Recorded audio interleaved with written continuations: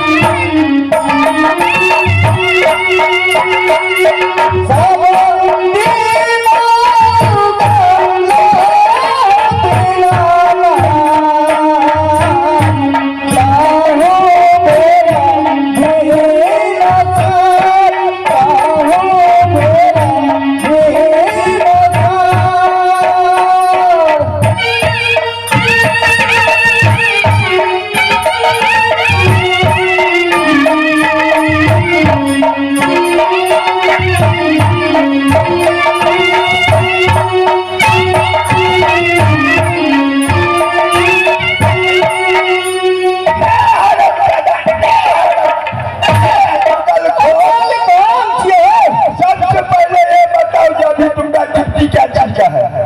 Deputy हाँ हाँ, रंग महल के। रंग महल के। हाँ, अभी एक क्या गा रहा था? हम दीनानाथ उठबे चलिए। दीनानाथ को उठाता था क्या? दीनानाथ भगवान सोए हुए हैं?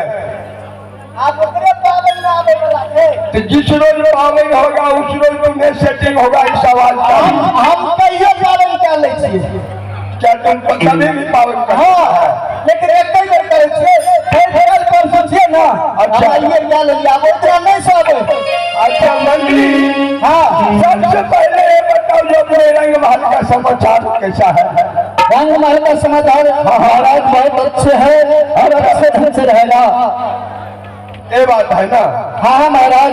सबसे पहले तो ये बता दो जो जब तुम अभी अब्सेंट था और 8 रोज से जो हाजिरी है सो कहाँ गया था? बात तो नहीं गल रही है। कहूँ नहीं गया था? ना, हम अपना महल में अपन बुद्धि जे छ चंद्रावती। अच्छा अच्छा। एकरे हम आगू पाछू करे छिए।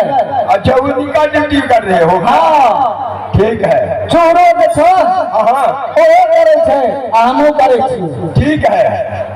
तो मंत्री, हाँ, ये तुम ये बताओ जो ये चिटिंगबाजी कब से सीख लिया है? चिटिंग बाजी हाँ हाँ, के कहे हो? हम कह रहा कहेगा कौन दूसरा? तू कह रहा है? हाँ हाँ, अपने मन।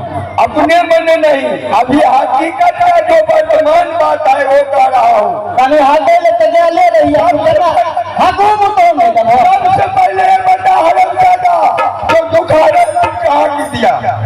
दुख हो रहा। हाँ हाँ, भोर गली क्या किया?